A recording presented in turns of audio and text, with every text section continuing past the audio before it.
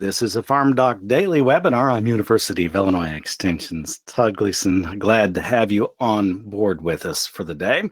We're going to be discussing carbon markets and the opportunities and strategies that farmers can deploy with Megan Miller. She is the Agronomy Programs Manager at the Illinois Soybean Association. Let's, though, begin with a poll. This is pretty straightforward and quick and easy. Carbon markets, are you already using them? Have you been approached about a carbon market? You've not been approached? Maybe you're just not interested, or you're not eligible, meaning you're not a farmer. So go ahead and fill that poll out really quickly, and we'll get started in just a moment. Again, Megan Miller is here. She'll bring us through this webinar.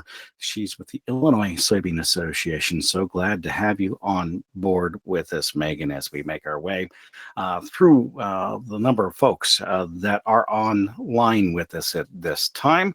Again, take a moment and fill that out and go ahead. Looks to me like a few of you have been approached, and that almost nobody, actually none that we have polled, say they are using the carbon market contract at this point.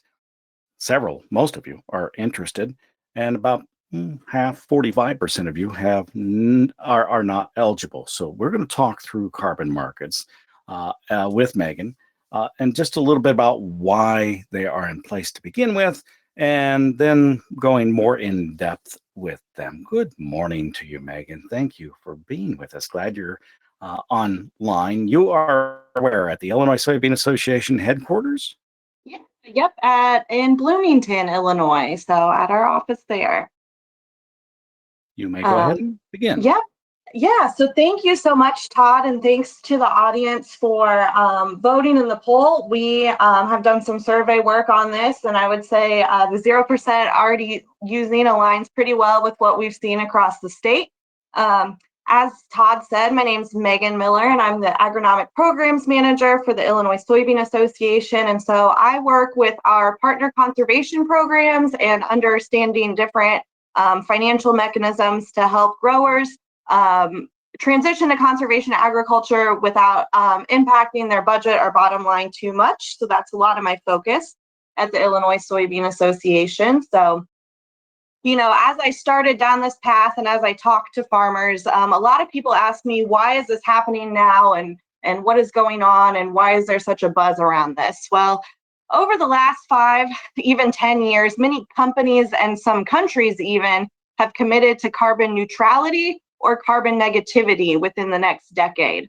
So carbon neutrality means after a certain baseline date, a certain company doesn't want to have any greenhouse gas emissions, and carbon negativity would be an attempt to erase any emissions that had been emitted by that company. So my goal for the audience by the end of this talk is to understand the following sentence, which is PepsiCo has committed to reducing their Scope 3 emissions by 2030 by 40%.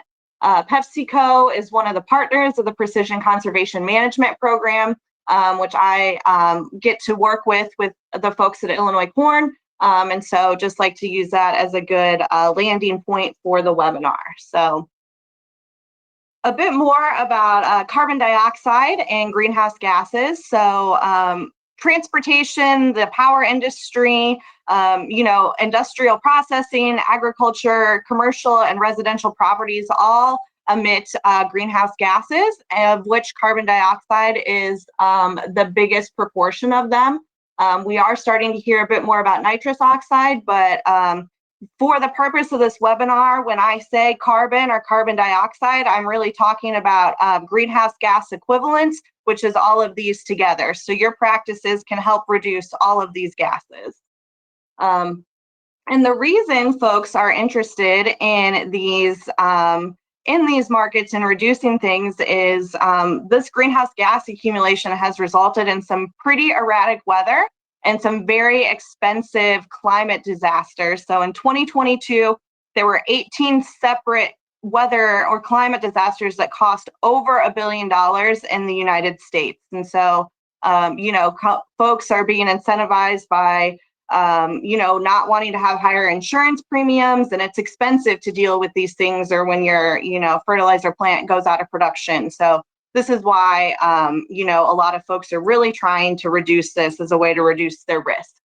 And so I have a short video that will talk about a bit why agriculture has been invited into this space. So essentially, row crop agriculture has been invited into the carbon market space because of photosynthesis. So we all know how photosynthesis works.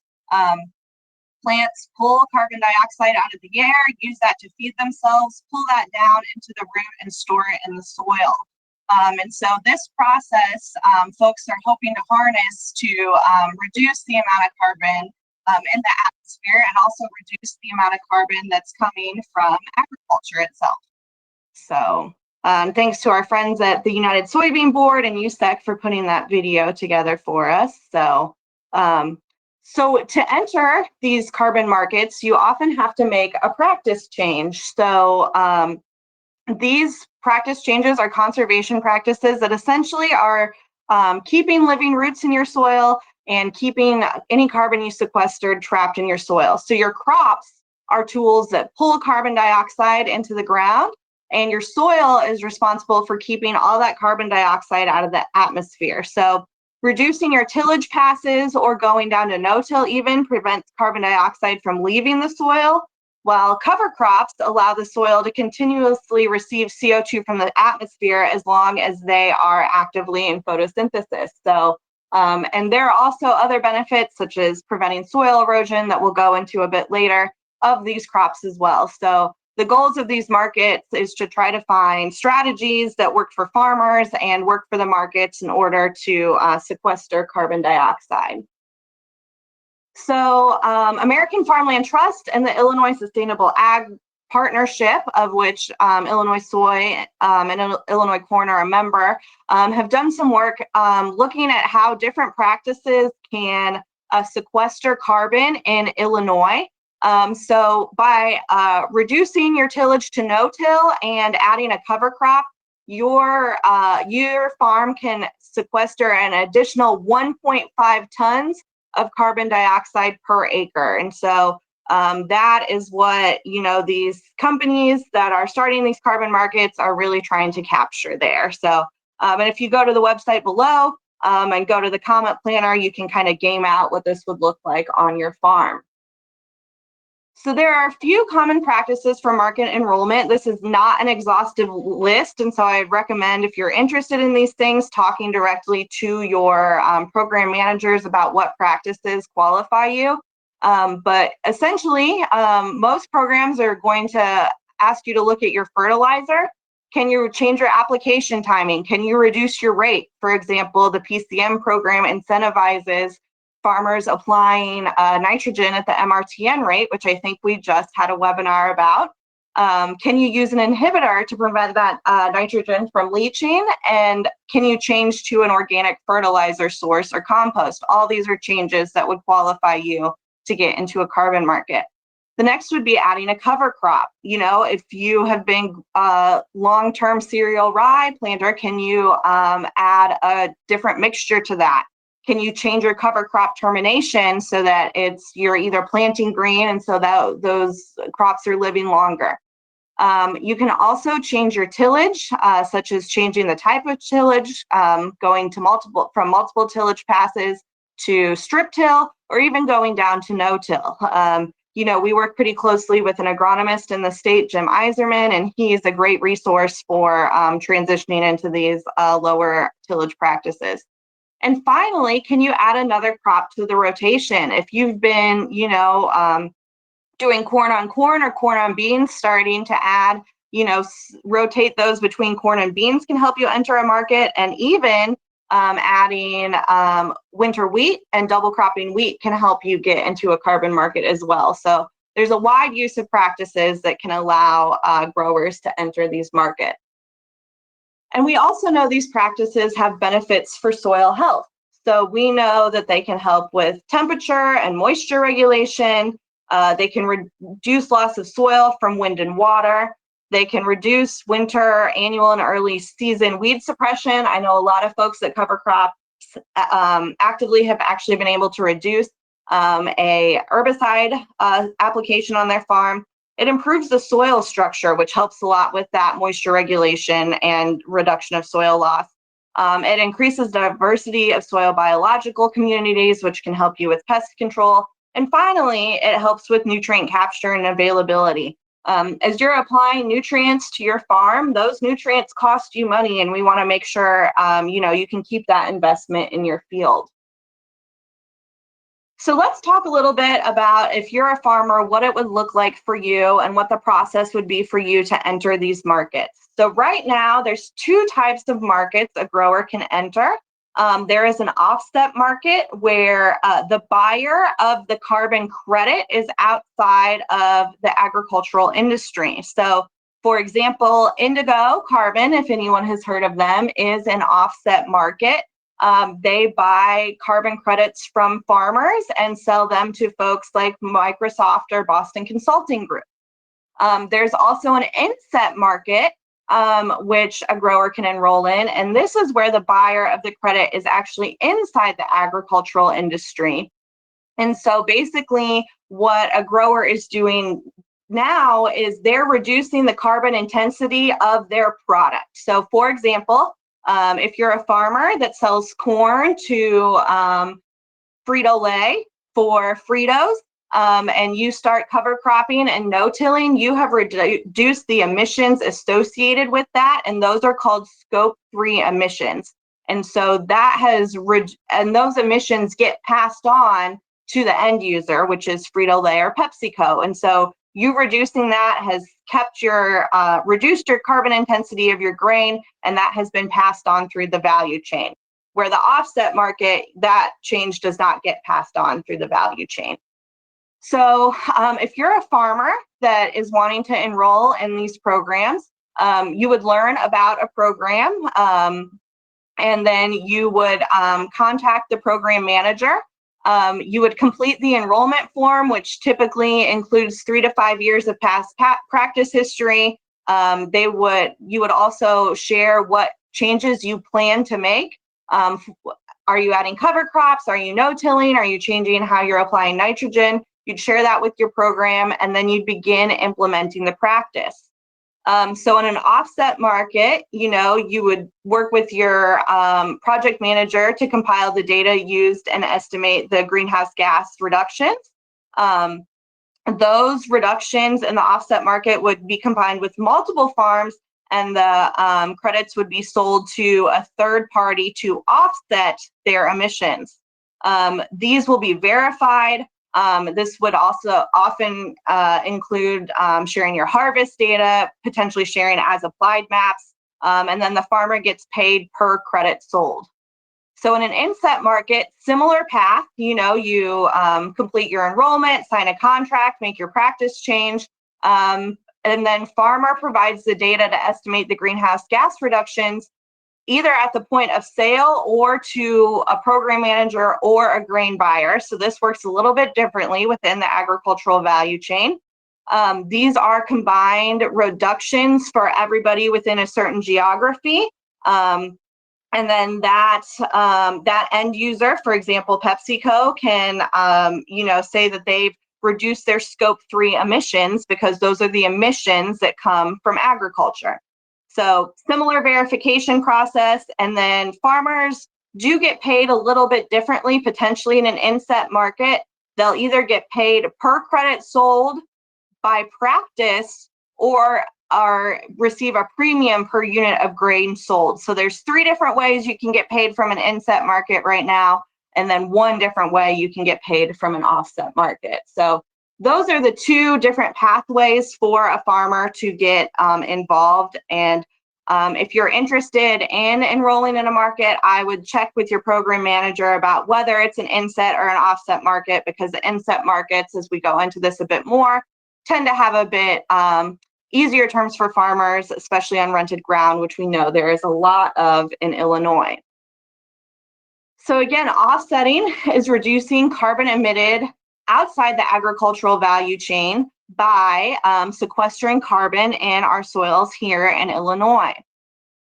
So these contracts in an offsetting market tend to be a lot longer than contracts in an insetting market. And that's because a lot of offset markets are regulated by registries, which we will go into a little bit. And regulate is probably too strong of a word. They have the opportunity to participate with registries that provide some standardization. But for most offset program, the aggregators are ensuring to their buyers that the carbon will be sequestered for 100 years between all the farms in their programs. And so that can lead to some 5, 10, even 20-year long contracts, depending on the program for farmers.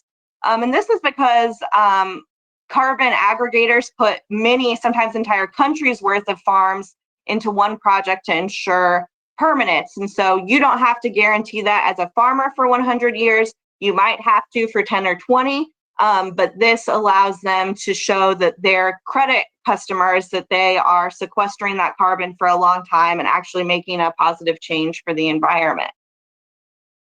So carbon offset registries set the standards for many types of carbon offset markets, including forestry and landfills, other types, and most recently agriculture. Agriculture is kind of new to this game. I know in the early 2000s, there were some dabblings in this, but the registries have really updated their protocols since then to hopefully ensure that the markets don't bottom out. So these registries set standards for offset protocols that ensure permanence and additionality.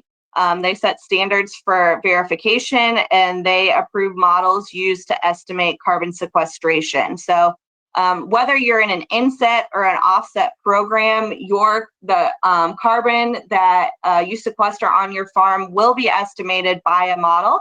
Many of the programs do soil sampling as well to true things up, but at the scale of a lot of these marketplaces, there just wouldn't be the funding available to soil sample. And so these models and making sure that these models are good is very important, and there is some work going on at the University of Illinois with Dr. Andrew Margonaut and Dr. Caillou Guan, making sure that these models are true, especially for farms in Illinois.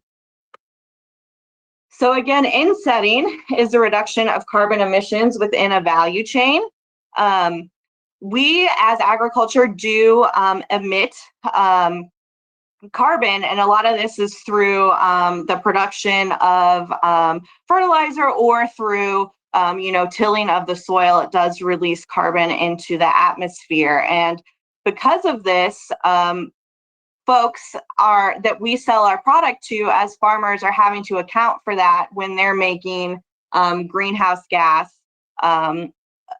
claims or to their stakeholders, and also potentially to the SEC. So we need to remember that we are in a commodity market, and row crops are ingredients sold by small businesses to publicly traded companies. So what these publicly traded companies are now having to account for the production of their ingredients in their Pepsi or in their fuel and different things like that. And that's why another reason agriculture is being called into this game as well. So the SEC has a proposed ruling out there that would require publicly traded companies to report on carbon emissions. This proposed ruling was in response to companies making these commitments and claims, and really with the goal of preventing greenwashing. So this would establish a common language and measurement system for making sustainability claims. So as I said earlier, PepsiCo is wanting to reduce their scope 3 emissions. Those are the emissions associated with the production of the ingredients that go into their products by 40% by 2030. So under this ruling, Pepsi would have to account for the emissions associated with the ingredients in their supply chain, like corn syrup. So the Precision Conservation Management Program runs an insetting program with PepsiCo, and we do a pay-by-practice scheme, which you can see up here. If you implement cover crops for the first year, it's a payment of $15 an acre. no-till, strip-till, a payment of $10 an acre, or if you even reduce your nitrogen, you can receive a payment of $10 an acre. And you can see how these practices combine going further down the graph. And so how this works is you would enroll in PCM, you would share your data with your PCM specialist, and they do all the data recording and record keeping for you.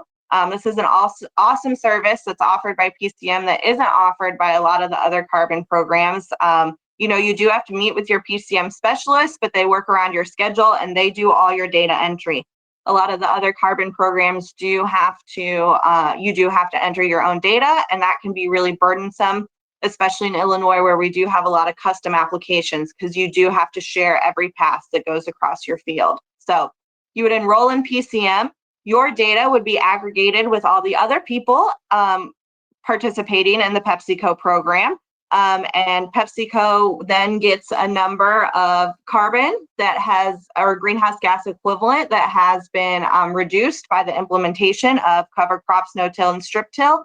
They're able to report that to their stakeholders and investors, and the farmer does receive some funding to get over that initial hump of transitioning. So I will say about the price for most of these programs, a lot of them aren't going to pay for the full amount of the practice. They're there to reduce the risk, but we do have some tips on stacking things later to try to get your payment up. There is a third type of market called an ecosystem service market that uses the same practices to reduce different areas of pollution. So, for example, Soil and Water Outcomes Fund and ESMC are two examples of ecosystem service markets. These are carbon and then often water quality credits that are generated. So the same practices that sequester carbon or reduce the amount of carbon emitted also are really good for water quality and preventing nitrogen and phosphorus from running off into the soil and into our waterways. We know we have the next nutrient loss reduction strategy deadline coming up in 2025. And so we want to make sure growers are really showing progress and working hard to meet those goals. The cool thing about joining an ecosystem service market is this often leads to a higher payment for growers because you are combining two different types of credits that are going to two different people. You're able to stack multiple services from 1 acre, and that allows you to get a higher credit. So for the carbon credits, these are often companies looking for offsets or insets, so somebody outside or inside of agriculture needing to reduce their emissions. And then for the water quality, these have often been purchased through governmental funding. So sometimes like a water treatment district is not able to update their equipment, but they need to reduce NNP coming off from our waste as humans. And so they look at it as total load in a water system. And so you can reduce NNP coming off of your field from cover cropping or no-tilling. And so you do that as a farmer, reduces the amount of NNP in the water. And that is how that exchange works. Or USDA funds these sorts of projects as well. So that being said, if you do enter a ecosystem service market, you definitely need to pay attention you should always be paying attention to who is buying your carbon credits. And then you should definitely be paying attention to who is buying your water quality credits, because you cannot get paid twice for the same practice on the same acre from a federal entity. And so you just want to make sure you don't accidentally double dip if that is the case. And I want to just touch a little bit more on the Illinois nutrient loss reduction strategy. So in this top graph, we saw this table earlier. These are all the practices that can get you in the market. And the bottom graph are the practices that have been approved as strategies in Illinois' nutrient loss reduction strategy. And you can see there is quite a bit of overlap there. Adjusting your 4 R's of fertilizer, changing your different cover crop species, and then changing the type of tillage does provide both carbon sequestration services and then also water quality services.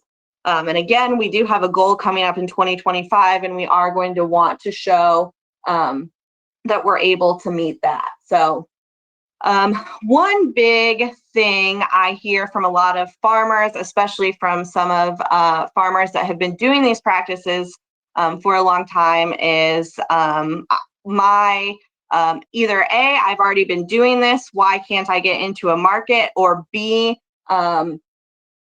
you just showed me a video that showed that our soybean plants are, capturing carbon in the soil. Why doesn't that count? So right here, we have a graph of carbon emissions from all over the world from 1850 to 2014, showing how they've been increasing. And so during that time, folks have been, cover cropping and no-tilling, and those emissions are still going up. And so basically, the people buying these credits need to know that their dollar is making an impact on that. And so you have to enroll in the market before you make a practice change. That's a very important order of operations. Additionally, we did do some work with some of the models and looked at a 79-acre central Illinois corn and bean field with multiple tillage passes.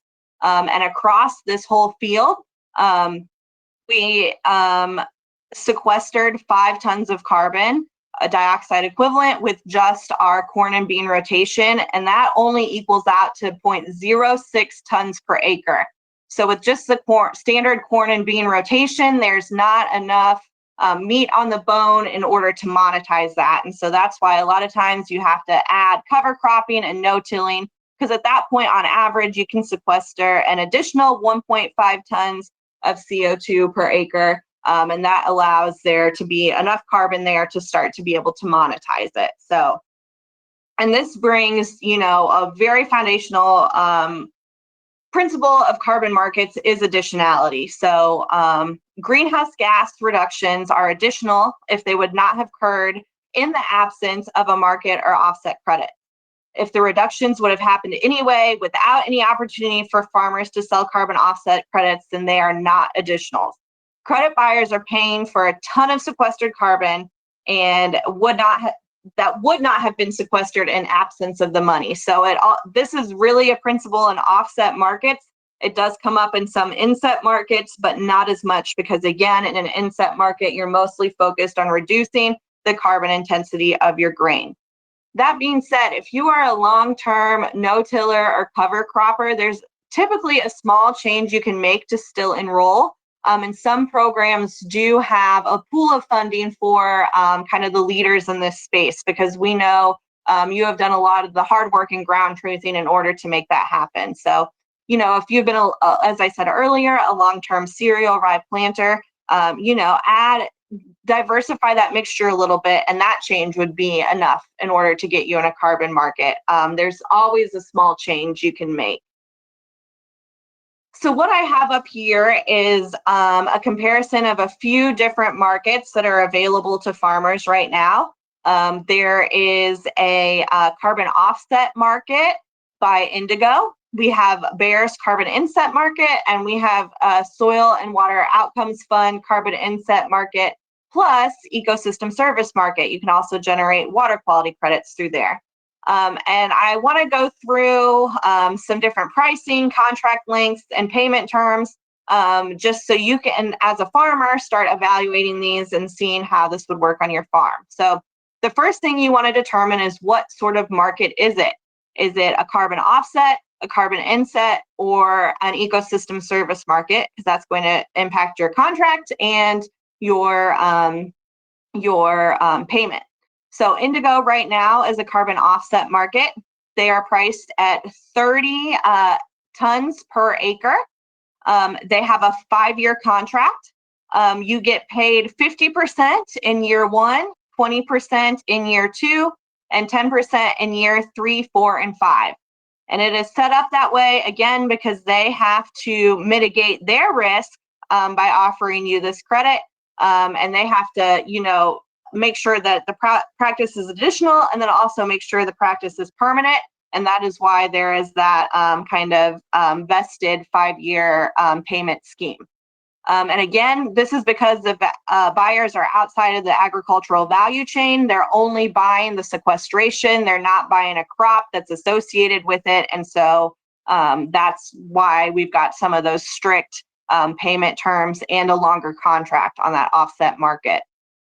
We have Bear, which is a carbon inset market. They pay for practice. I think these are the most recent payments, but I would double check on that. It's a 1-year contract, and they typically pay in the last quarter of the year. And with this, they're offsetting their own emissions from their production within the agricultural value chain. And then finally, you can see the Soil and Water Outcomes Fund. This is an ecosystem service market. It's a carbon inset market with folks like PepsiCo or Cargill buying the credits, and then the USDA is often funding the water quality portion of that. It is a $25 to $40 per acre payment, typically, with the average being around $35 an acre. It's a 1-year contract. Again, these inset markets have shorter contracts, typically more friendly to folks that are renting ground. And you get paid annually with 50% at enrollment and 50% at verification. So this is just a snapshot of things you should pay attention to as you're investigating these markets. Ask about the price, ask about the contract length, ask about the payment term, and ask who's buying the carbon credits, because that's really going to impact what that program looks for you as a farmer. So the Illinois Sustainable Ag Partnership recently did an overview of voluntary carbon markets for Illinois farmers. This is current as of June 2023. The space is moving very fast, and so I always like to put that disclaimer in there. So we found that there were 15 ecosystem service markets available in Illinois. There were 6 inset markets, 7 offset markets, and 2 markets that were a combination of both.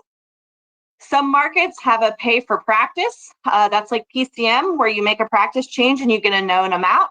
That is, some markets are pay for outcomes, where you're paid for tons of CO2 equivalent. That is going to be a modeled estimate of how much carbon you sequestered on your farm. Some folks have a pay for outcomes premium, where you get paid per bushel for reduction of carbon emissions. And then some have a combination of pay for practice and pay for outcomes. So just understand when you're enrolling in these programs, how you're going to be paid and what you're going to be paid for. So, and this is the data that aligns well with our survey from earlier. We did ask all the markets how many acres they had enrolled in Illinois. Less than half actually were willing to share that data. And we found that only about 3%, and that's rounding up, of Illinois farmland is enrolled in these markets. So there's a lot of opportunity out there still to monetize conservation for growers in the state. And especially for folks that were paying per ton of carbon sequestered, we did find that the average price of carbon was about $19.27. I will say back in 2020, 2021, when these markets were first coming out, the estimates of the price of carbon were expecting it to increase, I think, a bit faster than it has. So it'll be interesting to watch the price of that continue to change as these markets mature. So in 2021, the USDA was wanting to figure out a way to incentivize climate smart and conservation practices for farmers.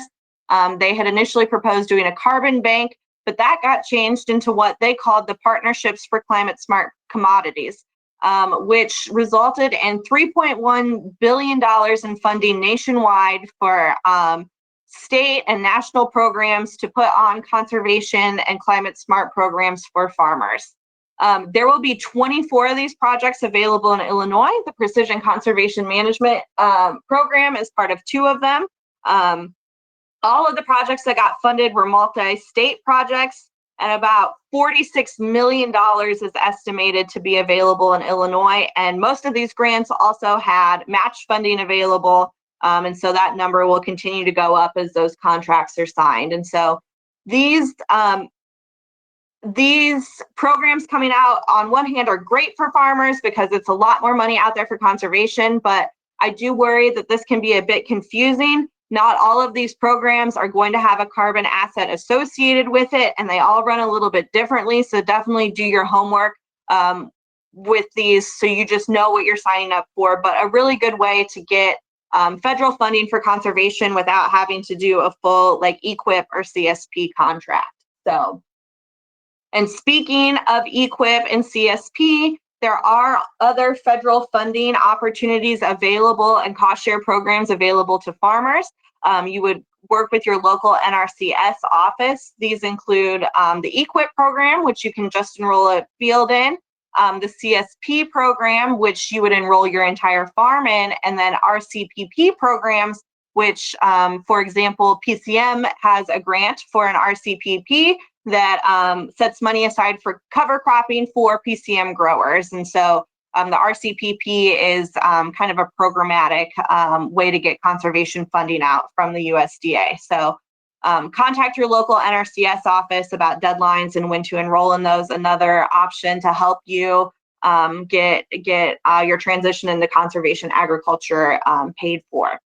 So, and these programs under the Inflation Reduction Act are slated to receive quite a bit more money for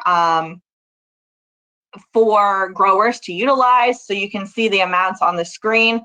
That being said, this is all pending the 2023 Farm Bill, which I know is held up. And so we'll just wait and see how that plays out. But, you know, this does mean more money for conservation in Illinois. So again, contact your local USDA NRCS office to see how you might receive access to this funding. So we just threw a lot of different types of incentive programs at you, different sorts of funding. And in order to make this less confusing, the Illinois Sustainable Ag Partnership did produce a cover crop incentive stacking matrix. And the goal of this is to help you understand which programs you could potentially stack on each other to increase your payment, making that transition into conservation agriculture a bit less financially burdensome. Again, remember, you cannot get paid for the same practice on the same acre from the USDA multiple times. So always keep that in mind. But this is the stacking matrix. If there is a green check mark on the left and top axis, that means that those programs can stack together and that you could receive payment from multiple programs for the same practice. If it's an X, you cannot combine those programs. So as you're thinking to enroll, make sure you look at this matrix and, you know, maximize the amount of funding you're able to receive for your practice change. So if you are interested in enrolling in a market and receiving, or a federal conservation program and receiving funding for your conservation change, these are some tips to help you do that. The first thing you need to do is understand your conservation goals. Carbon markets or these programs may not be the best financial mechanism to help you achieve your goal. And so look at your farm, look at what you want to achieve, and find a financial mechanism that works for you. There's federal options, there's private options, you know, find the option that's going to help you make your goals on your farm. Also, you know, especially in some of these carbon market programs, it's probably a bit too early to enroll the whole farm. A lot of these programs are either still in their pilot phase or just 1 or 2 years out from their pilot phase. And so if you're, you know, just want to make sure that you're feeling good about signing a long-term contract with the company. So start with a few fields at a time. This will help from a business and reducing your risk perspective. And this will also help, you know, you get your feet under you as you transition into cover cropping and reduce tillage. That being said, you need to be prepared with good conservation agronomy, right? You're making a big change on your farm, and, you know, while there's funding available to do this, this isn't going to replace, you know, the profit you get from growing grain on your farm. And so make sure you find a good conservation agronomist to help you with your transition into conservation agriculture. If you're enrolled in PCM, some of the specialists have great knowledge in this, and they can also connect you to experts around the state. Finally, get your data ready. As I said, actually all of these programs are modeling the amount of carbon that you are sequestering in your soil, and they need all of your farm data in order to be able to do that. And so records and data are key to receiving the highest dollar for your work. If you go to that URL right there, the Illinois Soybean Association has prepared a carbon and data guidebook, which outlines what practices you need to do throughout the season, and prompts you to record that data. So I encourage you to check that out, because again, having good data will allow for the most accurate run of these carbon sequestration models and hopefully result in the highest payment for you. And again, review all your options. The different options are available from the Illinois Sustainable Ag Partnership. And we will also be categorizing all of the 24 climate smart programs that are available in the state. So by the end of the year, we should have an overview of hopefully every opportunity for a grower to receive conservation financing indexed in the state. So excited to have that. So I have a few things for you to pay attention to as you are choosing to enroll in these markets. The first being, pay attention to your contract length versus land rental agreements. If you're on rented ground and sign a 5 or 10-year contract, you may have to get your landlord to sign off on that. And so, just make sure you'll have access to the ground for the length of the contract, because the contract is with you and not your landlord. Finally, pay attention to funding type. Again, is it an inset, offset, ecosystem service, or federal conservation program? Because this will impact what other programs you're able to enroll in, your contract length, and also, how you have to put that conservation practice into the ground. Also, pay attention to contract fine print and understand the full terms of your agreement. For example, if you enroll in a carbon market and you on ground that you plan to put tile in, as soon as you dig that tile line, you have released a bunch of carbon into the atmosphere, and you have voided your contract. And the contracts have different terms as far as whether or not if you have to pay back funding, if that just ends your that just kicks you out of the program. So be sure to pay attention to that. Also pay attention to your data usage. As we saw earlier, some of our input providers are hosting these carbon markets, and you just want to make sure that your data isn't being used to market a product back to you or for any other purpose that you're not aware of. Also, you need to pay attention to verification methods. How are folks going to be proving that you made these practice changes that sequester this carbon? Are they doing receipt audits? Are they doing field visits? They're all doing modeling, and some of them are even doing satellites to look at your farm using aerial imagery and remote sensing. So just know how they plan to do that, A, so you can be prepared, and B, so you're aware of how that happens. Again, this one's very important. Pay attention to whether enrollment excludes you from participating in other markets or government programs. There is a cost, as we'll see with these other PCM webinars, associated with the implementation of conservation practices. So you just want to make sure that you know what you're signing up for and know what that's excluding you from.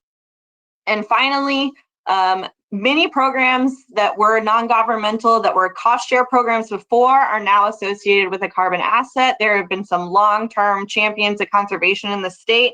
But the game has changed for everybody, and people are starting to have to account for their carbon emissions. And so, just be aware if, you were in a cost share program that now has a carbon asset associated with it, because just like you can't be paid for the same practice on the same acre from the federal government twice, you cannot also sell a carbon credit from the same acre to two different entities. So you just want to pay attention to that. And finally, especially as these climate smart grants are coming online, you want to pay attention to practice standards. If enrolling in a federally funded program, don't assume they all have the same planting requirements or program requirements, seeding rate standards, anything like that. If you've participated in EQIP or CSP before, the USDA has outlines for how that needs to go. And all that data is based on, the land grant institution in each state. In our case, that would be the University of Illinois. But that being said, these climate smart grants aren't necessarily adhering to all of those same standards, with the goal of trying to make it easier for farmers to get into conservation and to get into some of these programs. And so if you hear about a certain practice that you can do for a climate smart, don't assume that you'd be able to do that for EQIP or CSP or vice versa. Again, talk to your NRCS office, talk to your program manager, and just make sure you know what you are signing up for. So with that, I can kick it back over to Todd for some announcements, and then we can hop into some questions. You bet. Thank you, Megan. Megan, of course, is Megan Miller. She's the Agronomic Programs Manager at the Illinois Soybean Association. If you have questions for her, write them down now. Type them into the text box. They're in the GoToWebinars control panel. We will see them and get those answered after a few things that we're going to discuss very quickly here. Up first there is a field day here on campus at the University of Illinois at the Energy Farm. This is the Eco Markets and Carbon Dynamics Field Day on November the 7th. It runs from 9 a.m. to 1 p.m. And there will be a whole lot of folks there that I think you'll be interested in seeing, including Emily Heaton from the University of Illinois. She does the regenerative agriculture side of our programming, along with Jean Brokish, who's from the American Farmland Trust. She's going to talk about those voluntary carbon markets. Emily, along with Megan Baskerville, who's at the Nature Conservancy, will kick us off on that day. We'll also take a look at some of the carbon markets with Sarah Sellers. She's done this here on campus at the University of Illinois because she was in the agricultural econ program. I had her at the Farm Assets Conference last year. By the way, if you're thinking about that one, it's December the 15th. There'll be more announcements on that one coming up later. But now we're talking about this eco energy field day on campus, and Sarah is now with South Dakota State. She'll be here, and we'll have many others. You can find all of the details easily enough on the website at go.illinois.edu. That's down in the right-hand corner /carbon field day, or you can scan it if you've had that opportunity. Again, that's go.illinois.edu /carbon field day. A couple of other things that I think are probably important, and you can go back and leave that up so that they can catch that for just a second. We've talked about a lot of websites at this point. So the Illinois Sustainable Ag Partnership website is ilsustainableag.org, ilsustainableag.org. The Precision Conservation Management website is precisionconservation.org. And then, of course, we didn't discuss this, but it was listed in that final payment structure, whether you could get paid twice or not, the Saving Tomorrow's Agriculture Resources, or STAR program. That one is at starfreetool.com, starfreetool.com. I make note of them all because I have been involved in the background of some of these for a very long time. You can also find the Illinois Nutrient Loss Reduction podcast, which I host, on the WILL website, which is willag.org. That's my own website, roughly speaking, for the radio station and the daily ag programming I do. There's a podcast section there, and you can listen to the podcast from the Illinois Nutrient Loss Reduction folks. Now, other things that are coming up. The arrival of the spotted lanternfly. That's our next webinar. It's next week on Thursday at 11 a.m. You'll need to do that on your own to get yourself registered for it. You can register for that by scanning, of course, that QR code, or you can do it at farmdocdaily.illinois.edu. The webinar you're watching now is part of a series of 4. There are 2 more. The following 2 are not next week, but the week after and that following week. And those will be at 11 o'clock. You're already signed up, so you don't have to worry about those.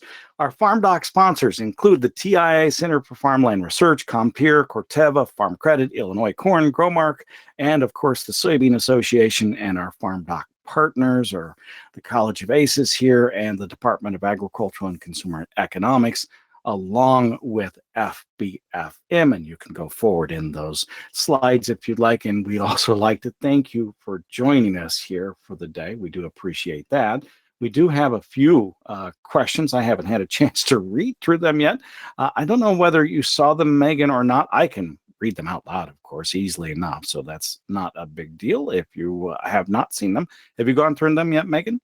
Yes, I have. But yeah, if you'd like to read them to the Sure. audience, I'd Sure. be So the appreciative. first question says that they're a landowner and they'd like to move their farm towards regenerative farming.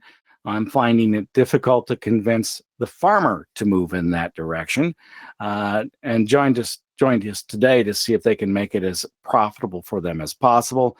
They're also converting some farmland into pasture, probably using equip programs. Wondering if they can stack that to help to offset the early income loss in this conversion. Do you have an answer for that question? And of course, if they can make it to campus, they'll be able to talk with the folks here on campus for that eco field day as well. Yeah, so there are, this is a great question and a good example of the nuance that goes on when making these decisions. So, as far as being able to stack program, I do think there are a couple private carbon markets that do support pasture land and perennial crops. I would reach out to those, use ISAP's ecosystem service market guide to help you figure out which one of those are. You should be able to stack a private market with EQIP because EQIP is a federal program, but just make sure, again, you know who's buying those credits, so you're able to figure that out. And the other question that was submitted says, is carbon captured permanently or just held until final breakdown of the organic matter? Yeah, this is actually a really good question and a question I've had with a lot of this. I would say some of the market development has developed faster than some of the science on this, unfortunately, but I am meeting with an awesome soil scientist we have on our team next week actually to go over some of this. And so we can get some information out about that on ilsoyadvisor.com after Stacy and I are able to meet. Megan, thank you for taking the time with us today. We really do appreciate all your expertise in this area. Thank you so much for having me. I really appreciate it. Megan Miller, of course, is the Agronomic Programs Manager at the Illinois Soybean Association. Joined us on this FarmDoc Daily webinar. You may see it again anytime you'd like on our website. That's at farmdocdaily.illinois.edu. It will be posted as a YouTube video. We'd like to thank Jim Baltz behind the scenes today for the program and for posting all of the videos. You can find those at youtube.com/@farmdoc if you find that easier. You have a great day. I'm University of Illinois Extension's Todd Gleason.